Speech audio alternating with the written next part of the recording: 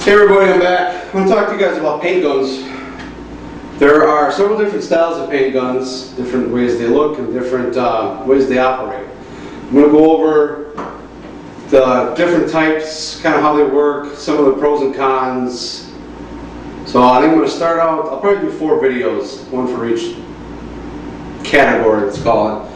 Start out with conventional spray guns. Conventional spray guns pretty much aren't around anymore.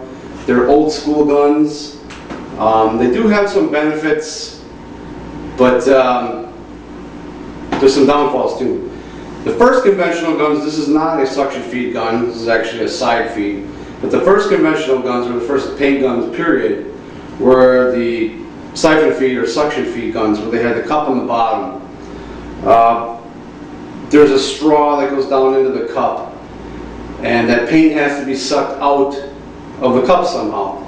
So how they work is when you pull the trigger on your gun, the air comes through, and all these little nozzles and holes, not nozzles, but the holes in your air horn and around the fluid tip, they spray out and actually create a negative pressure or a low pressure or a vacuum right at the very tip of your needle.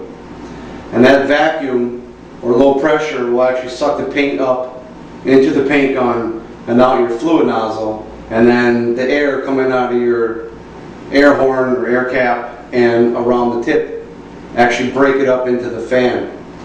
So with the suction feed guns, in order to have enough low pressure to have that action happen, they have to have very high pressure at the air cap. Very high pressure coming into the gun, very high pressure coming out of the gun. So a conventional gun, basically the pressure you have going in may be reduced slightly into the gun or into the air cap, but it's still a very high pressure coming out.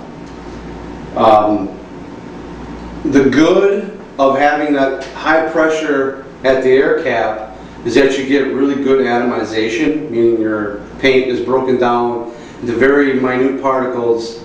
It gives you a nice finish when you're doing a single stage or a clear coat, meaning you don't get a lot of orange peel. However, because you have a very high pressure being sprayed out of the air cap, you get a lot of overspray and a lot of wasted paint. Well, wasted paint and overspray kind of go hand in hand. Because it's such a high pressure, you get what's called bounce back. There's a thing called transfer efficiency, that is the amount of paint that comes out of your paint gun that actually sticks to your target object. The suction feed conventional guns can be as low as, I've read, like 35% transfer efficiency, meaning only 35% of that paint sticks to your target object. This is also a conventional paint gun. This is a macro gun. Because it's gravity feed, it's a little bit better on the paint than the suction feed. You can lower the pressure slightly. You still get that same low pressure that helps pull the paint out, but because gravity is doing most of it, you lower the pressures down going into the gun, lowering the pressure down coming out of the cap. So you don't need as much of that low pressure or the vacuum to suck the paint through.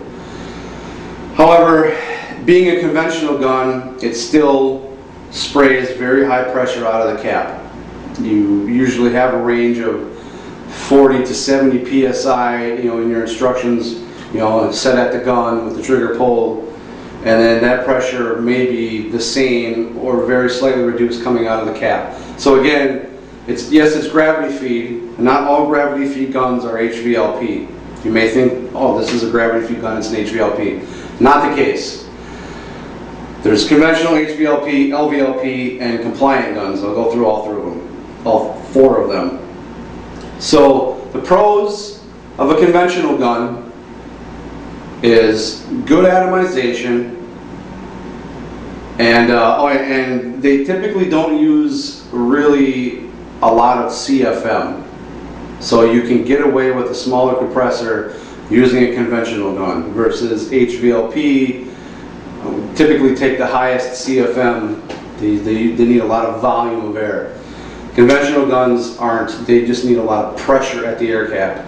And it's a little bit confusing, but pressure and volume aren't the same thing. Maybe I'll do a video just on that. The cons of a conventional gun: you get high overspray. If you're spraying in a garage with no or little ventilation, you're going to take a couple of passes and there's going to be a giant cloud of paint. Poor transfer efficiency with that high overspray. So I think I went over this. The pros: good atomization, lower CFM. Cons: horribly inefficient with your paint, and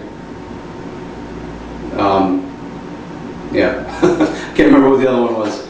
So